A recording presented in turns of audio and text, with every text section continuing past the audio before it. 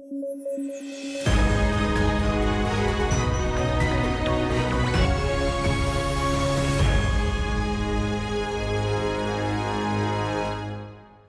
News at 9 programme में आपका स्वागत है। मैं हूं अमृत उपाध्याय। आइए जल्दी से देखें आज के हेडलाइंस। दुनिया भर में बुद्ध पूर्णिमा का आयोजन आज। भारत के नास्तिक दर्शन की विचारधाराओं में बौद्ध धर्म प्रमुख। महात्मा बुद्ध ने की थी बौद्ध धर्म की स्थापना। स्पेन बना आईएसए का सदस्य, 99वें सदस्य के तौर पर हुआ शामिल। भारत की पहल है आईएसए। और अरब लीग ने फिलिस्तीन में पीस कीपिंग फोर्स की तैनाती की मांग। 2 स्टेट सॉल्यूशन थियरी को दोहराया। 22 देशों का संगठन है अरब लीग।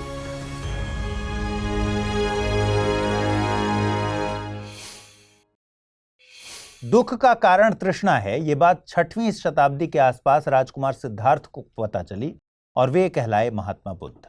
आज उन्हीं महात्मा बुद्ध की जयंती के तौर पर बुद्ध पूर्णिमा का आयोजन किया जा रहा है। इस दिन को वैशाखी बुद्ध पूर्णिमा या वैशाख के नाम से भी जाना जाता है।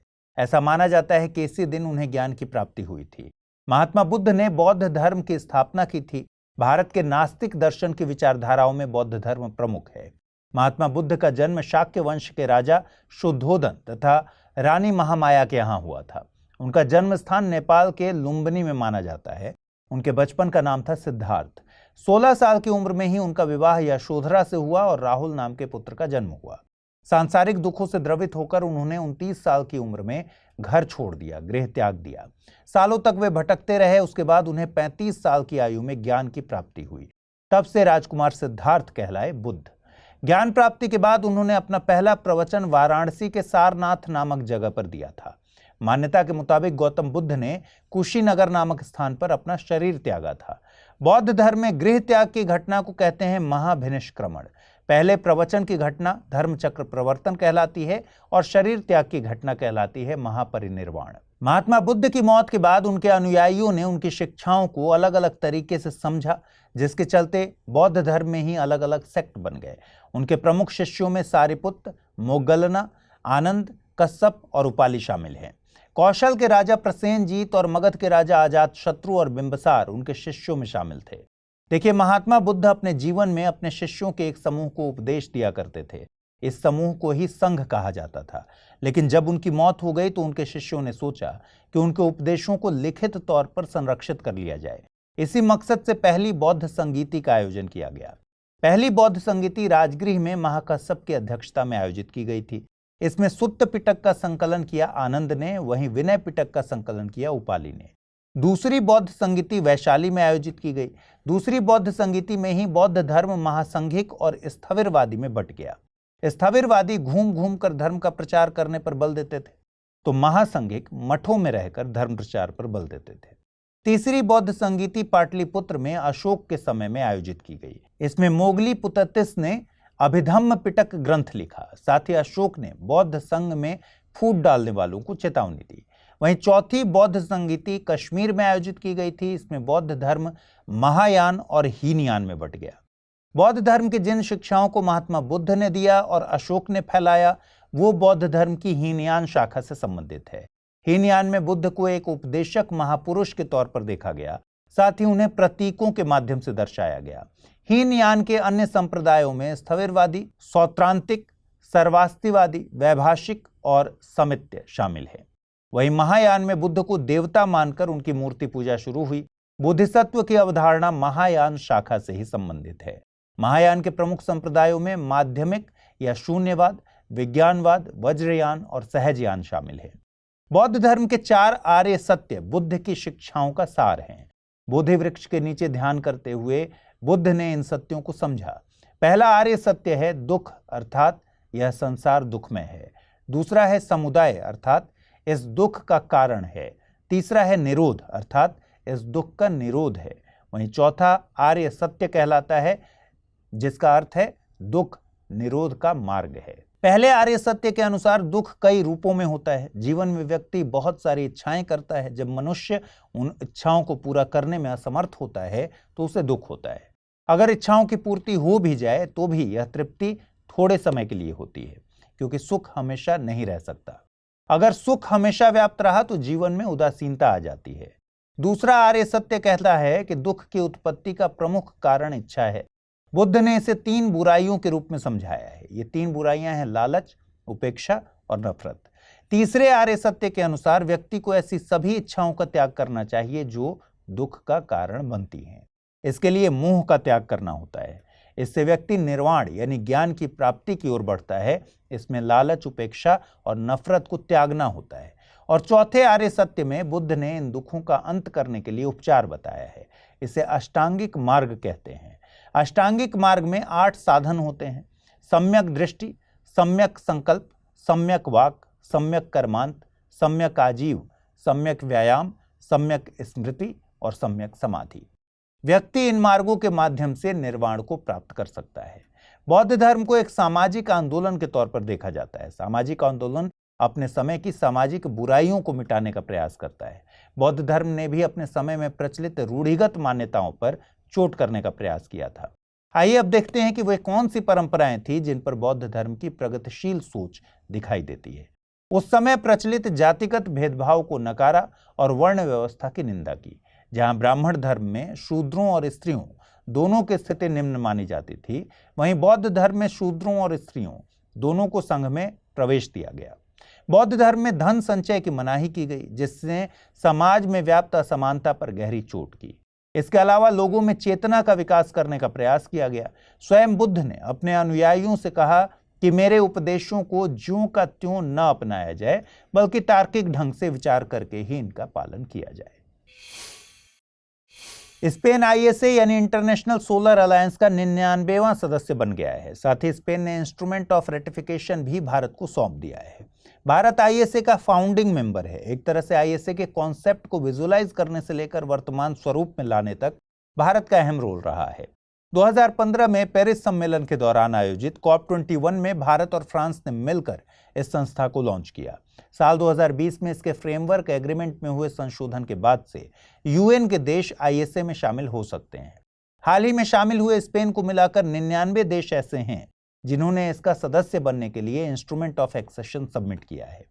ISA को निर्देशित करने के लिए एक रणनीति तैयार की गई है। इस रणनीति को टुवर्ड्स 1000 स्ट्रेटजी नाम दिया गया है। इसके तहत साल 2030 तक 1000 बिलियन USA डॉलर का निवेश सौर ऊर्जा में करना है। इससे तकरीबन 1000 मिलियन लोगों को स्वच्छ ऊर्जा हासिल होगी। साथ ही दावा है कि इसके चलते हर साल 1000 मिलियन टन कार्बन डाइऑक्साइड के उत्सर्जन को कम किया जा सकेगा। यह ISA की सफलता ही है कि भारत 2023 में जापान को पछाड़कर दुनिया में सौर ऊर्जा के उत्पादन में तीसरे नंबर पर पहुंच गया है। भारत में इलेक्ट्रिसिटी के उत्पादन में सौर ऊर्जा की हिस्सेदारी 2015 की 0.5% से बढ़कर 2023 में 5.8% हो गई है। सौर ऊर्जा उत्पादन में चीन पहले नंबर पर है। ISA का मुख्यालय गुरुग्राम, हरियाणा में national institute of solar energy में स्थित है।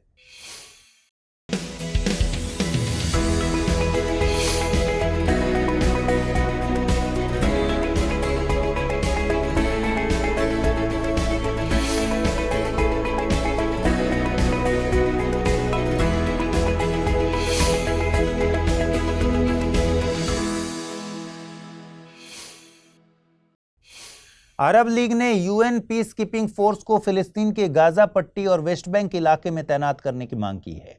अरब लीग ने यह मांग तब तक के लिए की है जब तक इजराइल और फिलिस्तीन के बीच 2 स्टेट सॉल्यूशन थियरी पर सहमति नहीं बन जाती।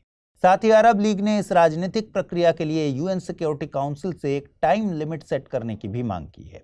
वैश्विक स्तर पर इजराइल फिलिस्तीन विवाद में विशेषज्ञ तो कई मर्तबा UN पीस कीपिंग फोर्स को तैनात करने की बात करते हैं, लेकिन पहली बार ये मांग अरब लीग के द्वारा लिखित तौर पर की गई है। अरब लीग क्या है? अरब लीग 22 सदस्य देशों का एक समूह है जिसकी स्थापना 1945 में क्षेत्रीय सहयोग को बढ़ाने और विवादों को कम करने के मकसद से की गई थी। लेकिन हाल के दिनों में देखा गया है कि यह संस्था क्षेत्रीय विवादों को निपटाने में कोई बड़ी भूमिका नहीं निभा पाई है। हालांकि 2011 में इसने सीरिया में बने हालातों के चलते सीरिया की सदस्यता रद्द कर दी थी, लेकिन 2023 में सऊदी अरब के प्रयासों से सीरिया को इस समूह में वापस शामिल कर लिया गया है। अरब लीग में कुल 22 देश हैं। इसमें शामिल देशों के बीच कॉमन बातों को समझने से पहले एक बार ये समझिए कि अरब वर्ल्ड किसे कहते हैं। दुनिया में उत्तरी अफ्रीका में अटलांटिक महासागर से लेकर अरब सागर के पूर्वी हिस्से तक के क्षेत्र को अरब वर्ल्ड कहते हैं। उत्तर में इसकी सीमा भूमध्य सागर तक और दक्षिण में इसकी सीमा हॉर्न ऑफ अफ्रीका के साथ हिंद महासागर तक फैली है। इस क्षेत्र के सभी देशों के बीच कॉमन बात यह है कि ये देश अरबी भाषा बोलते हैं। इनमें से कुछ देशों ने अरबी को इकलौती आधिकारिक भाषा का दर्जा दे रखा है, तो कुछ देशों में अन्य भाषाओं के साथ अरबी बोली जाती है। यूनेस्को 23 देशों की पहचान अरब देशों के तौर पर करता है, लेकिन अरब लीग में 22 देश ही शामिल हैं। यूनेस्को द्वारा अरब देश के तौर पर मान्यता प्राप्त माल्टा अरब लीग का मेंबर नहीं है। अरब लीग में फिलिस्तीन को भी देश का दर्जा मिला हुआ है। अब हम समझते हैं टू स्टेट सॉल्यूशन थ्योरी क्या है। टू स्टेट सॉल्यूशन थ्योरी दो अलग अलग राज्यों का निर्माण करके इजराइल फिलिस्तीन संघर्ष को हल करने का एक प्रस्ताव है, एक इजरायलियों के लिए और दूसरा फिलिस्तीनियों के लिए। विचार यह है कि इजराइल और एक नए फिलिस्तीनी राज्य को एक साथ शांति से रहने के लिए स्थापित किया जाए। इस समाधान में इजराइल को अपनी वर्तमान सीमाओं को बनाए रखने की कल्पना की गई है, जबकि वेस्ट बैंक और गाजा पट्टी में एक नया फिलिस्तीनी राज्य बनाया जाना है, जिसकी राजधानी होगी पूर्वी यरूशलेम। इसके प्रमुख मुद्दों में सटीक सीमाओं को परिभाषित करना, दोनों राज्यों के लिए सुरक्षा सुनिश्चित करना, फिलिस्तीनी शरणार्थियों के वापसी के अधिकार और यरूशलेम की स्थिति को निर्धारित करना शामिल है। संयुक्त राष्ट्र, संयुक्त राज्य अमेरिका और यूरोपीय संघ सहित अंतर्राष्ट्रीय समुदाय इस समाधान का समर्थन करता है। हालांकि इन प्रमुख मुद्दों पर असहमति, राजनीतिक विभाजन और आपसी अविश्वास ने इसे हासिल करना मुश्किल बना दिया है। कई वार्ताओं और शांति वार्ताओं के बावजूद दो राज्य का समाधान अभी भी लागू नहीं है, लेकिन संघर्ष के शांतिपूर्ण समाधान की तलाश करने वाले कई लोगों के लिए यह एक केंद्रीय लक्ष्य बना है। वैश्विक गठबंधन इस संघर्ष को बहुत प्रभावित करते हैं। यूएसए इजराइल का पुरजोर समर्थन करता है, जबकि कई अरब और मुस्लिम देश फिलिस्तीनी अधिकारों की वकालत करते हैं। क्या आप जानते हैं कि हर साल 50 बिलियन बॉल पॉइंट पेन कचरे में फेंके जाते हैं? इन बॉल पॉइंट पेन का 95% हिस्सा प्लास्टिक का बना होता है। इसी के चलते नई दिल्ली स्थित एक इको फ्रेंडली ब्रांड बायोक्यू ने दुनिया का पहला 100% बायोडिग्रेडेबल पेन लॉन्च किया। ये biodegradable pen recycled paper, refill और नॉन टॉक्सिक इंक के साथ आता है। पेन के आउटर मटेरियल को बनाने के लिए पेपर ट्यूब, मेटल और बांस जैसे विकल्प पर काम किया जा रहा है। ये पेन दुनिया भर में बढ़ रहे प्लास्टिक प्रदूषण की चुनौती से निपटने में मददगार साबित होगा। प्लास्टिक प्रदूषण की राह में एक बड़ा रोड़ा mix classification of single use plastic है। जैसे कि प्लास्टिक के बने बॉल पेन को सिंगल यूज प्लास्टिक की कैटेगरी में नहीं रखा जाता, जबकि डिस्पोज करने से पहले इनका यूज औसतन 2 घंटे ही किया जाता है। अगर आप पर्यावरण प्रेमी हैं तो बायोडिग्रेडेबल शब्द से जरूर रूबरू हुए होंगे। क्या मतलब होता है इसका? इसका मतलब है कि अगर कोई आइटम बायोडिग्रेडेबल है तो इसे माइक्रो ऑर्गेनिज्म के द्वारा एक लंबे वक्त के बाद इसके बेस मटेरियल में तोड़ा जा सकता है, डिसइंटीग्रेट किया जा सकता है। अब इसका मतलब यह कतई नहीं कि केवल सो कॉल्ड ऑर्गेनिक आइटम ही बायोडिग्रेडेबल होते हैं। कई नॉन ऑर्गेनिक आइटम भी बायोडिग्रेडेबल होते हैं।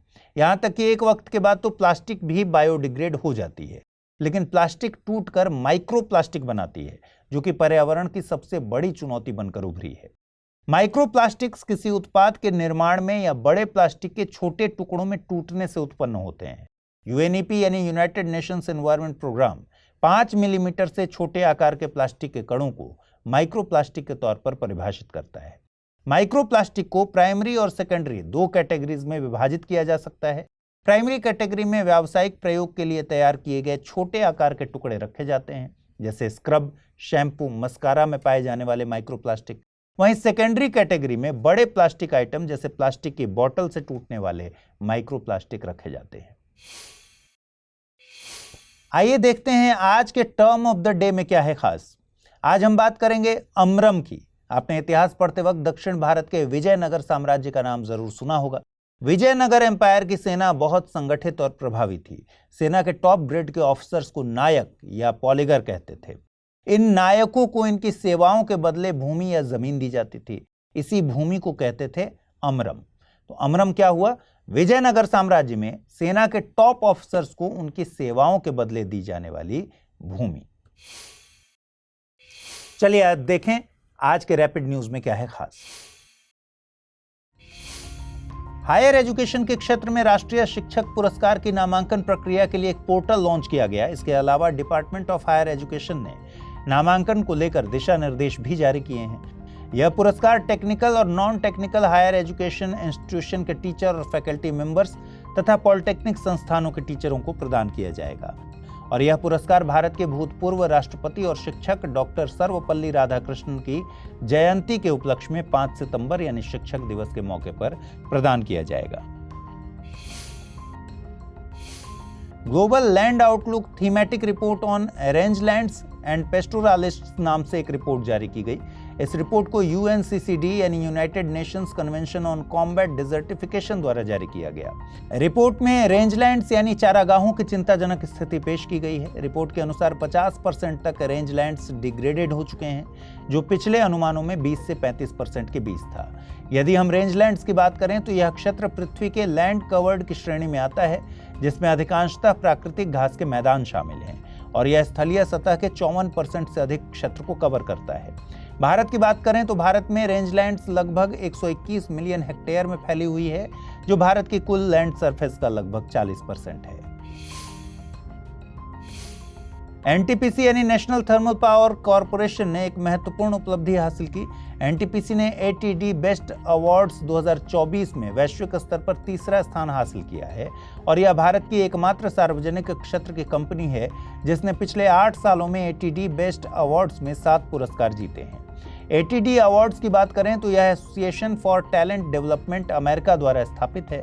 यह लर्निंग एंड डेवलपमेंट के क्षेत्र में सबसे प्रतिष्ठित अंतर्राष्ट्रीय पुरस्कारों में से एक है। इस पुरस्कार की शुरुआत 2003 में हुई थी। एनटीपीसी की बात करें तो यह भारत में बिजली क्षेत्र की सबसे बड़ी कंपनी है। इसकी स्थापना 1975 में हुई थी। वर्तमान में एनटीपीसी समूह की स्थापित क्षमता 76,015 मेगावाट है। 2010 में इसे महारत्न का दर्जा मिला था। Chief of defence staff general Anil Chauhan ने साइबर सुरक्षा अभ्यास 2024 में हिस्सा लिया। इस अभ्यास का आयोजन डिफेंस साइबर एजेंसी द्वारा किया जा रहा है तथा यह 5 दिवसीय अभ्यास 24 मई तक आयोजित होगा। यह पहल प्रमुख सैन्य एवं राष्ट्रीय रक्षा संगठनों के बीच सहयोग और एकीकरण को बढ़ाने पर केंद्रित है। इसका उद्देश्य सभी साइबर सुरक्षा संगठनों की साइबर डिफेंस क्षमता को और अधिक विकसित करना है, साथ ही सभी हितधारकों के बीच तालमेल को बढ़ावा देना है। जर्मन कंपनी लीलियम ने अपने लीलियम जेट के लिए बैटरी पैक का उत्पादन शुरू कर दिया है और उसे उम्मीद है कि 2026 तक यूरोपीय संघ विमानन सुरक्षा एजेंसी से अप्रूवल मिल जाएगा। लीलियम जेट एक तरह का EVTOL यानी इलेक्ट्रिक वर्टिकल टेक ऑफ और लैंडिंग एयरक्राफ्ट है। eVTOL एक ऐसी तकनीक है जिस पर तेजी से शोध और विकास हो रहा है। यह दैनिक आवागमन और कार्गो डिलीवरी के लिए सड़क यातायात को कम करने में मदद करेगा और सैन्य उद्देश्यों के लिए भी इसका इस्तेमाल हो सकेगा। यह हेलीकॉप्टर जैसा दिखाई देता है, लेकिन इसके लिए किसी बड़े हेलीपैड या किसी बड़े ईंधन और रखरखाव की आवश्यकता नहीं होती। भारत में IIT मद्रास इनक्यूबेट ई-प्लेन कंपनी इस साल बेंगलुरु में अपनी फ्लाइंग टैक्सी लॉन्च कर सकती है। हालांकि भारत सरकार ने अभी तक eVTOL फ्लाइंग टैक्सियों के बारे में स्पष्ट नीतियां स्थापित नहीं की हैं। 3 जून को एक दुर्लभ खगोलीय घटना देखने को मिलेगी। इस दिन 6 ग्रह बुध, मंगल, बृहस्पति, शनि, यूरेनस और नेपच्यून एक लाइन में दिखाई देंगे, लेकिन यह जरूरी नहीं है कि लाइन सीधी हो। खगोलविद इस घटना को प्लैनेटरी अलाइनमेंट कहते हैं तथा इसे परेड ऑफ द प्लैनेट्स या ग्रहों की परेड के नाम से भी जानते हैं। इसे उत्तरी गोलार्ध में आसानी से देखा जा सकता है और सबसे पहले यह घटना न्यूयॉर्क शहर और उसके आसपास के इलाकों में देखा जा सकेगा। प्लैनेटरी अलाइनमेंट की बात करें तो जब हमारे सौर मंडल के 8 में से 2 या 2 से ज्यादा ग्रह एक सीधी रेखा में आ जाते हैं या सूर्य के एक तरफ इकट्ठे हो जाते हैं तो इसे प्लैनेटरी अलाइनमेंट कहा जाता है। विश्व पैरा एथलेटिक्स चैंपियनशिप में भारत के सचिन सर्जेराव ने पुरुष शॉटपुट में गोल्ड जीता। उन्होंने 16.30 मीटर थ्रो करके F46 श्रेणी में एशियाई रिकॉर्ड भी स्थापित किया। एक अन्य भारतीय खिलाड़ी धर्मवीर ने मेंस क्लब थ्रो में ब्रॉन्ज मेडल जीता। इस प्रतियोगिता में भारत ने 5 गोल्ड, 4 सिल्वर और 3 ब्रॉन्ज सहित कुल 12 मेडल जीतकर अब तक का सर्वश्रेष्ठ प्रदर्शन किया है। वर्तमान में भारत मेडल सूची में चीन और ब्राजील के बाद तीसरे स्थान पर है। आइए अब जल्दी से देखें आज के बुलेटिन पर आधारित क्या प्रश्न बन सकते हैं। पहला सवाल है, टुवर्ड्स 1000 रणनीति निम्नलिखित में से किस संस्था से संबंध रखती है? विश्व बैंक, अंतर्राष्ट्रीय मुद्रा कोष, अंतर्राष्ट्रीय सौर गठबंधन या फिर एशियन डेवलपमेंट बैंक। अगला प्रश्न है, अरब लीग में निम्नलिखित में से कौन सा देश शामिल नहीं है? सऊदी अरब, सीरिया, माल्टा या फिर इजिप्ट। आइए अब देखें पिछले बुलेटिन में मैंने आपसे क्या सवाल पूछे थे, उनके सही जवाब क्या हैं। पहला सवाल था निम्नलिखित युग्मों पर विचार कीजिए। एक तरफ कृषि का नाम था और दूसरे तरफ था क्षेत्र। झूम पूर्वोत्तर भारत, मिल्पा इंडोनेशिया, लदांग मध्य अमेरिका, कैंगिन फिलीपींस, दहिया मध्य प्रदेश, कुमारी पश्चिमी घाट केरल। पूछा गया था उपर्युक्त युग्मों में से किनका गलत मिलान किया गया है। ऑप्शंस थे केवल 1, 2 और 4, केवल 2 और 3, केवल 5 और 6 या फिर केवल 3, 4, 5 और 6। और सही जवाब है विकल्प बी। दूसरा प्रश्न मैंने पूछा था ब्लू माउंटेन नेशनल पार्क कहां स्थित है, मेघालय, असम, मिजोरम या फिर नागालैंड। सही जवाब है मिजोरम यानी विकल्प सी। तो आज इस बुलेटिन में इतना ही। कल रात 9 बजे फिर से आपसे मुलाकात होगी। ख्याल रखिए अपना, ठीक से पढ़ाई कीजिए, इस बुलेटिन को शेयर कर दीजिए, लाइक कर दीजिए। अगर आप इस बुलेटिन की पीडीएफ हासिल करना चाहते हैं, अमृत उपाध्याय 007 टेलीग्राम चैनल है जिस पर इसकी पीडीएफ रोजाना मिलती है। और आज जो सवाल मैंने पूछे हैं उनके जवाब जरूर कमेंट बॉक्स में दीजिएगा। नमस्कार।